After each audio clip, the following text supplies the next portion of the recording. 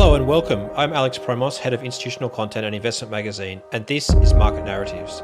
This show is a series of unorthodox conversations with thought leaders influencing the world of fiduciary investors. For more related insights and analysis, please remember to check out our website, investmentmagazine.com.au, and subscribe for a free email.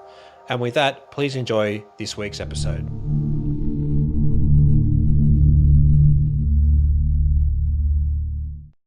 Hello and welcome everyone. Today I'm joined by David Newman, who's the Chief Investment Officer and the Head of Global High Yield at Allianz Global Investors. Welcome, David. Hi. One of the biggest things that come to mind is the current COVID-19 situation and its impact on markets. We've got a situation where large parts of the economy are really under stress, and we're seeing traditionally investment grade companies starting to trade as non-investment grade. And some of the non-investment grades trading like investment grades as they seem to be receiving some of the support from central banks. And I guess I wanted to get your take on really what's going on here, and how should investors try to think about the risk that underlies a lot of these investments. So what we're seeing obviously is that COVID-19 has accelerated a credit cycle that was already deteriorating. If you just scoot back to maybe January this year, it seems like a very long time ago now, people were working out whether the recession would be at the end of 2020 or in 2021. So we were already thinking about potentially a recession. The question was when. The other thing which people have been fretting about in 2019 was very much fallen angels in the investment grade world. We'd seen that as a result of quantitative easing and a lot of cheap money, investment grade companies especially had been using this as an opportunity to buy back debt or buy back equity or make expensive acquisitions, increase leverage. And the leverage in the triple B world was actually more than the leverage in the double B world, which didn't really make sense, but maybe pertains to your question, why do some triple Bs trade wider than double Bs? Simply, they are more levered. The rating agencies in 2019, because they didn't know when the next recession was going to be, said, we'll give these guys a year to fix themselves. And after the panic of fallen angels at the beginning of 2019, effectively that went away. They all normalized in credit spreads again, and everything was sweet. Fast forward to mid-February this year, and suddenly GDP is going to be a lot lower in 2020 than anybody expected. And of course, some of these people who didn't expect it were the rating agencies who said, fine, we're going to give these over-levered companies some headroom to go and fix themselves. Now that headroom's gone away. And that's really what started this whole fallen angel cycle. Companies which had behaved badly beforehand have now had their rope removed, and some of them are going to get downgraded because of over leverage, simply because the cycle is slowing down and they will not grow into their capital structures. But there is also a second wave of issue which you have to think about, and that is, what has COVID-19 done to the global economy going forward? And when I don't mean GDP here, but in terms of how we behave in the global economy. Does it mean that we are going to think about more localized supply chains rather than the globalized supply chains? Does it mean that we're going to think about stronger borders rather than looser borders? Does it mean that we're going to travel less? Or does it mean we're going to congregate less in large venues? And that really is more of a structural change which could happen as a result of COVID-19 as well. So central to thinking about how we look at fallen angels and whether they are in fact going to return back to investment grade later on, or whether they are default candidates, is thinking very much about whether they have been downgraded due to cyclical reasons or structural reasons. And to your point, well, why are some triple Bs trading wider than double Bs? Because there are some triple B companies which people still think have got structural issues and are over levered and are in fact in a worse position to deal with COVID-19 than some double B companies, which are non-cyclical and have got modest leverage, but are double B because they are small or in a single industry or in a single jurisdiction, which typically makes it hard for those companies to be investment grade anyway. Hopefully that gives you sort of a bit of a background there.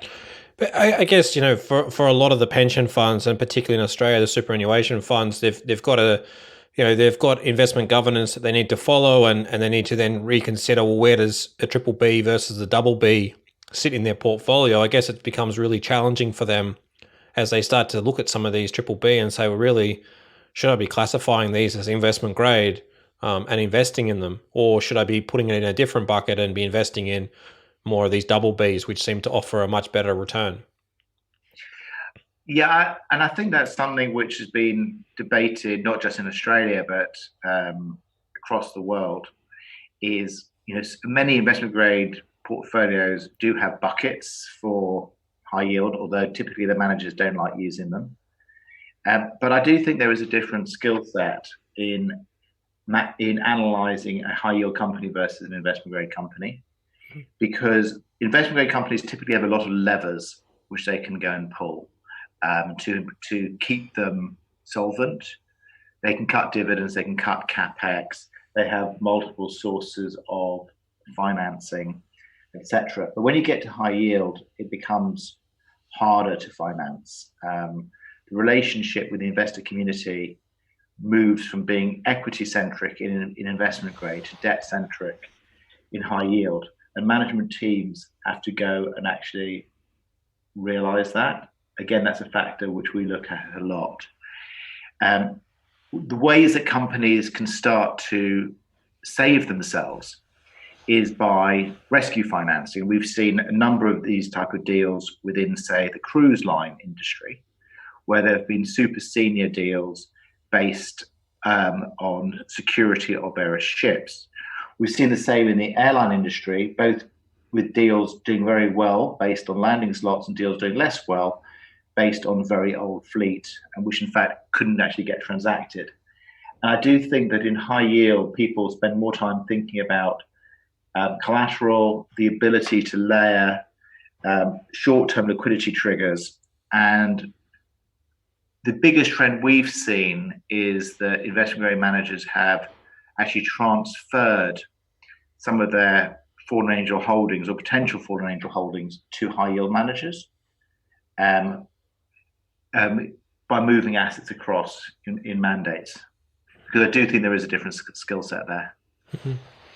More specifically on some of the sectors that have been very much affected, you mentioned the cruise liners and the plane sector, and obviously other sectors being oil. Oil was always seen as a place of return and yield, and a lot of super funds have sort of looked at these sorts of investments predominantly from an equity side, but still the high yield that was there was always very attractive. I guess I'm curious in terms of your thinking, is this potentially buying a fallen angel, or as you sometimes have described it, as a falling knife, where it's going to be really hard for these guys to turn around? Maybe if you could give a bit of a background on what a falling knife is for you.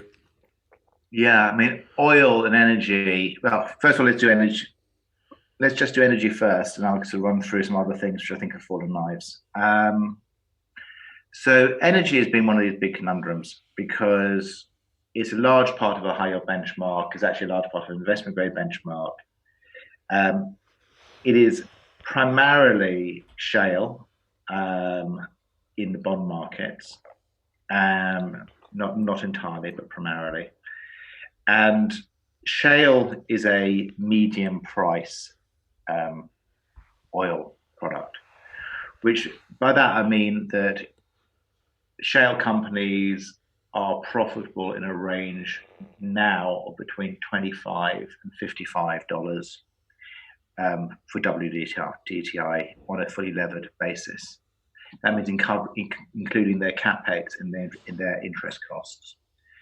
So with WTI, stubbornly at the lower levels or below that level, a lot of those businesses longer term are not sustainable.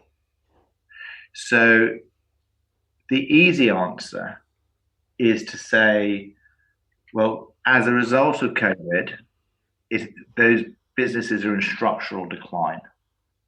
That would be the easy answer. But there are other forces at work. As you know, the oil price is manipulated, if that's maybe too strong a word, by OPEC with an agreement with its members, but also subject to price wars, especially as we've seen between Russia and Saudi Arabia recently. So there are political things moving there which could dramatically move the oil price. And remember, the oil price moved as much due to what was going on with the price war as it did with COVID. So yes, absolutely, lower demand and lower global growth will lower the oil price. But if you cut supply, the oil price would go up. The other thing I think you have to think about in oil is that the US has wanted to be energy independent over a number of governments, not just the current Republican regime. And if you allowed mass defaults in the shale sector, you would actually lose that energy independence which people wanted. So Trump has said that there will be some support to the oil industry. He has not said what yet. So I think there will be another cleansing of the energy industry in the same way as we saw in 2015, that the highest cost, least efficient producers will be allowed to default. But I don't think the whole industry goes, although the math would tell you right now that it should. So I think what you do need to do is find businesses which have got low cost bases, strong reserves, decent distribution, and the financial flexibility to go and move through a low price environment. So that's my sort of thoughts on energy. I think it's dangerous to totally avoid the sector here. I think you just need to find the better in class names within the industry. So in terms of fallen knives, so we've alluded to some of the factors which come into being a fallen knife, but it's not just. It's the first thing is that they are businesses which are in structural decline. So give you some examples. I mean, when was the last time, Alex, you used Yellow Pages, right? Geez, okay. 10 years ago, probably. They used to be one of the largest issuers in the high yield market, Yellow Page business, because they were regarded as stable. How many paper published brochures do you use for this conference? None now. We're fully digital, so another one. Okay, so paper printing is another area, for example, where you are in structural decline. You've already been in structural decline. So that's already in the price. We already know about that. So now we have to start to think about which other industries may be in structural decline going forward. I've quite enjoyed sitting at home, working on my screens, not having to commute every day. So commercial real estate in city centres, potentially. Is that going to be in decline? Are people going to think twice about taking the third or fourth flight on holiday or go to a business meeting, flying from London to Australia to go and do a conference like this when it's working as well this way? So I think things like travel and the amount of travel will change in a way. I think there will be changes to some of the hospitality industries. So that's the first thing. So some of these sectors away from, we mentioned airlines, cruise liners, you've got to think about casinos, you've got to think maybe about hotels, and I think you do have to think about real estate as well. So there are a number of industries which potentially are in structural decline or could be in structural decline. So they're the ones which people are going to be slightly less happy to go and lend to. So that being able to lend to is really quite an important point, because the next thing we look at when we're trying to work out whether a company is a fallen angel or a fallen knife is, one, how much debt does it need to borrow over the next couple of years. I mean, we have no idea when this is over.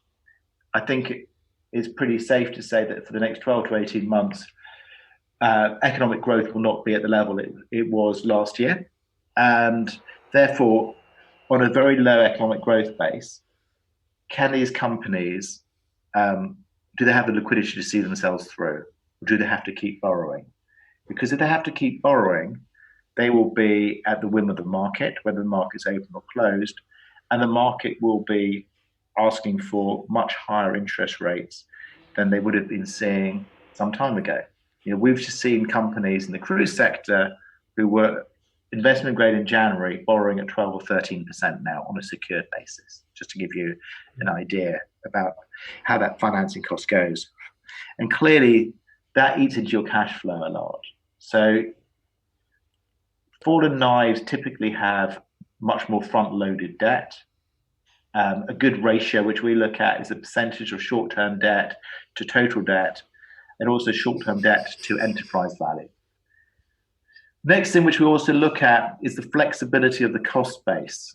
So when I said levers, in investment grade you can stop paying dividends, but assuming you've already done that, that's not enough.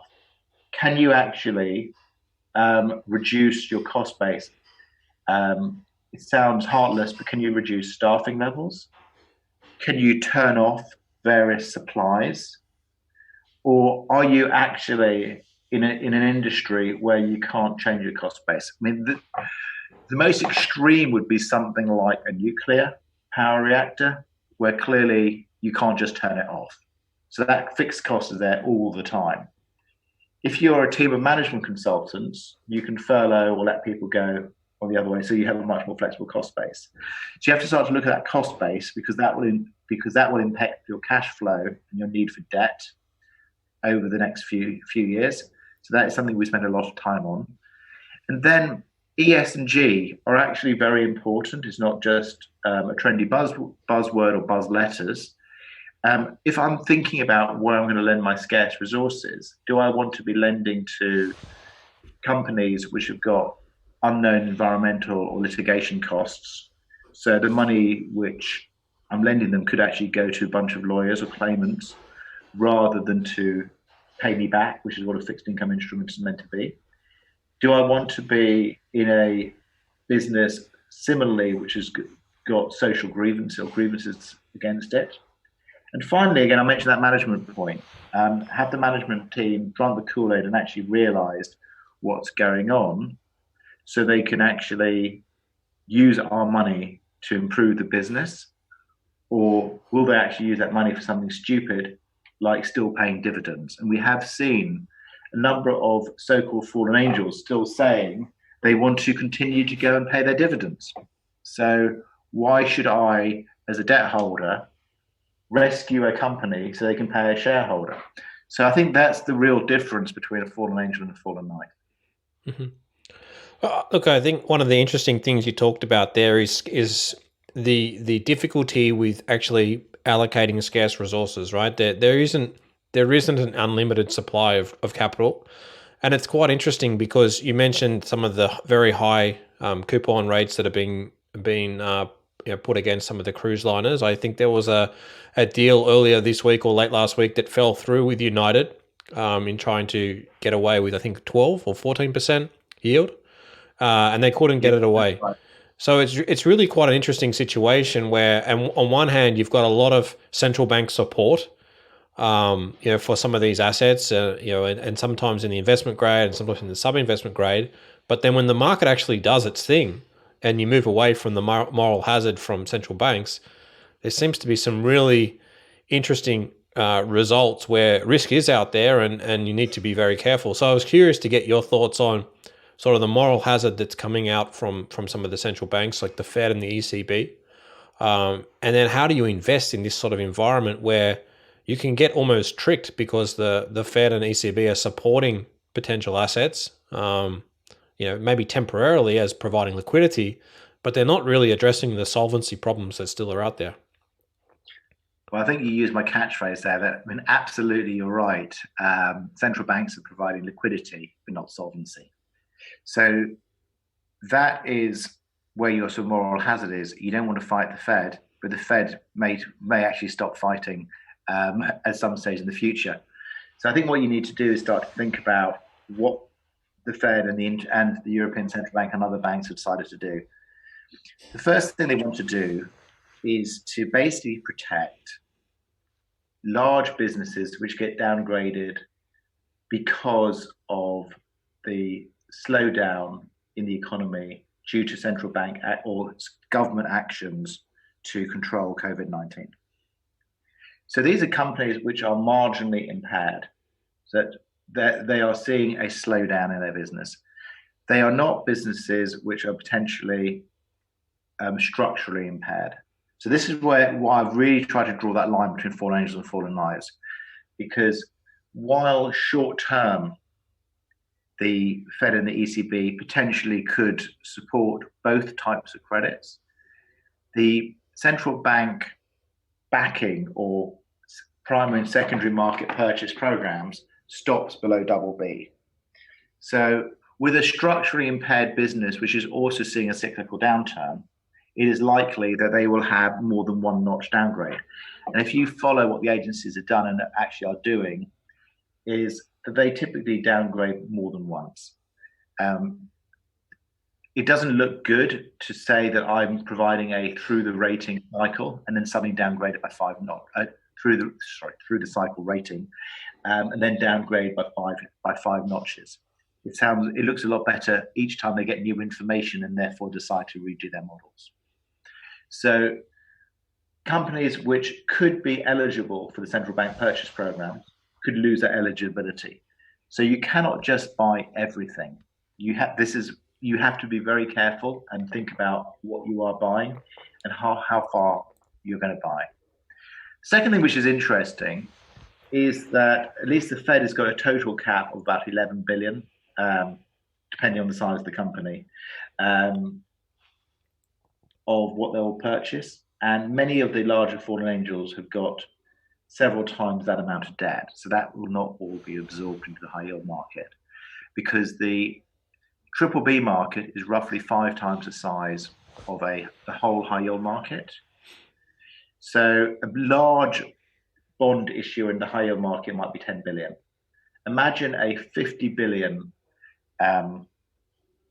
triple B company. The Fed buys 11 billion. That still leaves you 39 billion to be absorbed in a market which is more used to things with 10 billion or below. So that still leads to a price dislocation. And that provides quite an interesting opportunity, because as there are more sellers than buyers, the buyers will be cautious with their scarce resource, and they will decide that they'll only buy something at a cheap level, because why should they buy an overweight or large position, one when they may not have followed the name previously, or they also know that they're going to be other large names in this sector maybe being downgraded in the future. So that does provide a good opportunity, because that dislocation is often temporary. It takes maybe 3 to 12 months, depending on the size of the issuer and the number of fallen angels, for those prices to normalize to the credit rating and sector ratings, which was seen in the higher market beforehand. So if you can take advantage of that dislocation and avoid the fallen angel, the fallen knives, that's one of the reasons why fallen angels can actually provide very good returns versus standard high yield bonds. And in fact, if you look at the whole universe of fallen angels, just a benchmark, our analysis showed that there's a slightly better potential for these names to return to investment grade than similarly rated companies which were never investment grade, and there's no worse downgrade risk. And that's just on the index. So then if you try to avoid that downgrade risk by the obvious fallen knives, you can get very good returns within the fallen angel universe. Mm-hmm. I wanted to get your thoughts, and maybe this is not directly to your wheelhouse, and that is sort of the reference to where we sit from an equity market point of view, and things seem to be, back to normal on the equity market point of view. And if we do see another sell-off in the equity market, is that likely to have another ripple effect through the debt markets? I'm curious on your thoughts there. So these are my personal views and nothing to do with the firm because I'm not an equity spokesperson. But it seems to me that an equity price is meant to be a discounted value of future cash flows. Future cash flows due to COVID and the impact will be lower than people expected in January. That's a fact. Yet the level of the equity market is almost at the same level as it was beforehand. So there seems to be a disconnect there, that equity does seem to be more optimistic than maybe those people in the debt markets who are still pricing in, even now, post the rally, nearly an 8% default rate. So it does seem that there is an issue there. So the analysis which we have done, because clearly I need to work out what sort of risk I'm going to put in the portfolios, is in downturns, there is about a 65% correlation between the movement of equity and the movement of high yield spreads. And that's a positive correlation. So equity goes down, high yield spreads go wide. So within our high yield portfolios, and also our multi-asset credit portfolios, we actually do employ equity hedges to protect us from some of that downside. So to your point, if I do think that equities look overvalued, high yield will also sell off, but it will sell off less. And then there is also a bit of maths which protects you. So if you think that the high yield market now yields about 8.5%, and for those listening to the podcast, that number may be different, so do check it. If the market is pricing in about 7.5% default rates, and it goes back to pricing in what we think is a more realistic default rate of about 8.5% to 9%, that's 150 basis points of more default rates with some recovery. So call it 100 basis points of widening. With a 4-year duration on the high yield market, that's a negative return of 4%. But there is already a spread cushion or yield cushion of 8%, 8.5%. You'll still actually make positive return in high yield, even if spreads widened by 100 basis points for about 4.5%. In equities, of course, you don't get that spread payment to you, and therefore the return is going to be just negative. So it's that cushion effect is quite important. And obviously, the wider high yield spreads go, the bigger the cushion. So hopefully that answered your question, is that what you will see is, using exactly that example, spreads will need to widen 200 basis points for a zero return in high yield. 300 basis points, you get a minus 4%. So obviously, as equities go down, or if they go down, the first downward leg for equities will be negative return for equities, but still positive, but lower return for high yield. The second leg down will be continued greater negative returns for equities and zero return for high yield. And it would only be the third stage of the quantum where both high yield and equities provide negative returns. And this intuitively makes a lot of sense, doesn't it? Because equity is just long duration debt. It's the bottom of the capital structure. And when you see enterprise values of businesses getting impaired, the first thing that gets cut is the most subordinated part of the capital structure, which is equities. The next bit is the most levered bits of debt, which is typically high yield. And the last bit is the least levered parts of debt, which is often more like investment grade or sometimes loans. Does that make sense to you? Yeah, Alex? no. Well, that's exactly sort of my thinking when I think about equities. Is equities are that cushion, right? So if equities, that cushion gets smaller and smaller, then the pressure then sort of filters through the capital stack.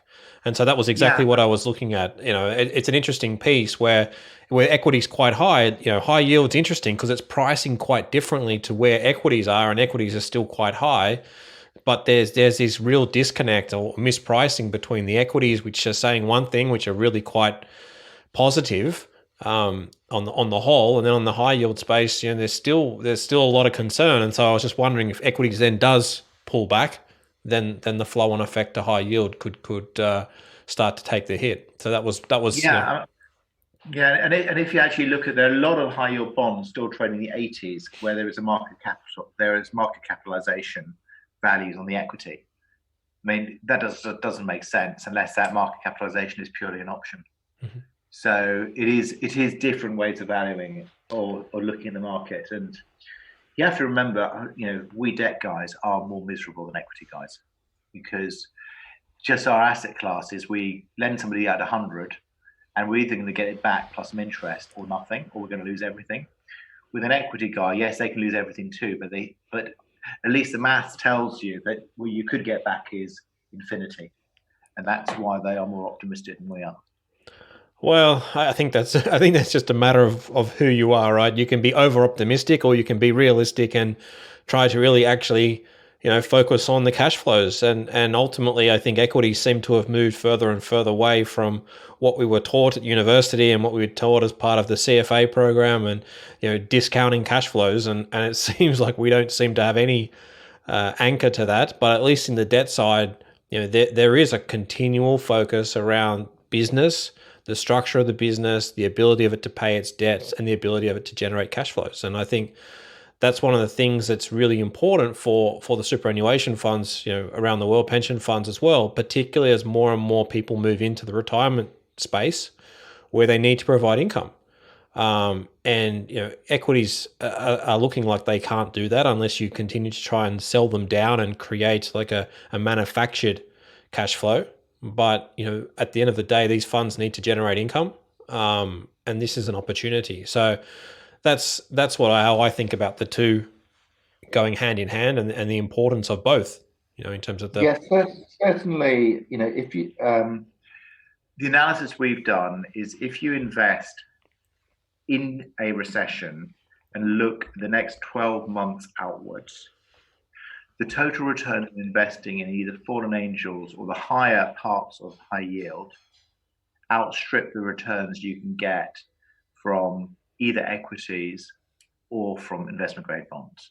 Mm. And that's because of this repair. So if we go to the next stage for a second, Alex, and be a bit more positive, obviously the first thing that happens is as enterprise values start to go up, the high yield bond should become whole. And it's only after the next phase, when we are through the repair cycle and confidence returns, should theoretically that equity cushion grow again. So 12 months out from a recession, there is a lot of analysis which you can just look up yourselves, which shows that actually the returns from high yield and fallen angels. You can look at, there's a Merrill Lynch index, HOFA, and you can compare that to the S&P or the high yield indices, and see how that works. But don't take my word for it. But is there much of an analog to the GFC in terms of how those spreads would return? Is that what you're looking at?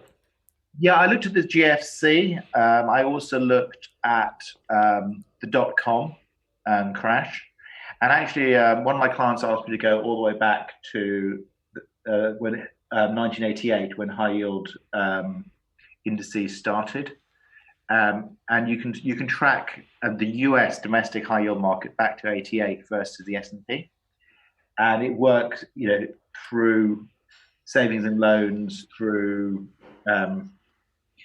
Asia and Russia crises, as well as then the .com, the GFC, Euro crisis, energy crisis. Mm-hmm.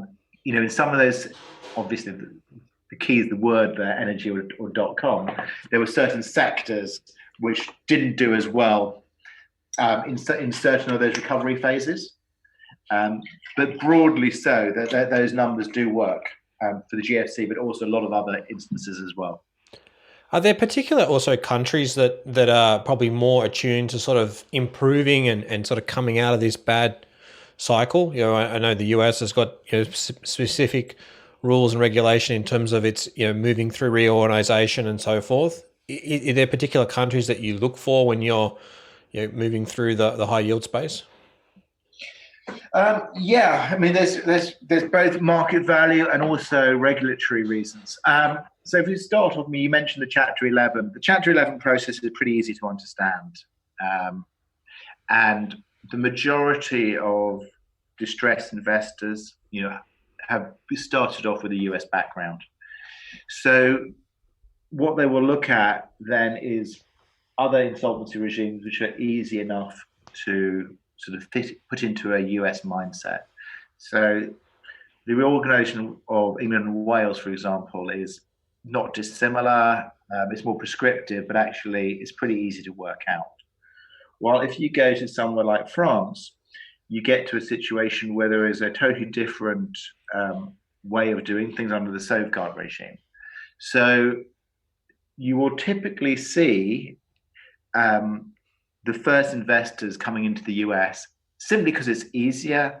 That there are a lot of issuers in the US and they all follow the same process. You don't need to learn 10 or 15 different types of insolvency law. So the US will typically be the first spot of recovery. And then when those opportunities have gone away, there will be more focus on Europe and Asia. But again, culturally, there are differences in Europe and Asia versus the US in terms of how the banks regard their relationship with their clients and also their relationships with distressed funds.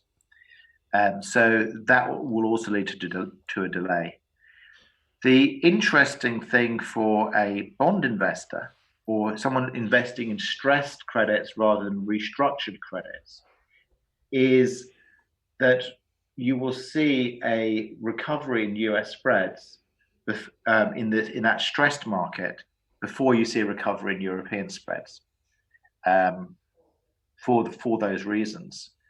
And therefore, if you can be global, you can actually then switch your allocations away from the US into Europe or into Asia to take advantage of similarly rated companies or companies which look similar in terms of what they do, because I'm not sure ratings are the best way to look at it, with much, much wider credit spreads. And you've seen that again in all the crises, that going into a crisis, you really want to be in the US, but coming out of it, actually you want to be in Europe or Asia, because the opportunities are much, much wider. So it's quite important to have a pretty global scope in what you're looking at. Mm-hmm. All right. I think that's a fabulous place to leave it. It's a really great coverage of the market. So please, thank you very much, David, for your time. Thank you, Alex.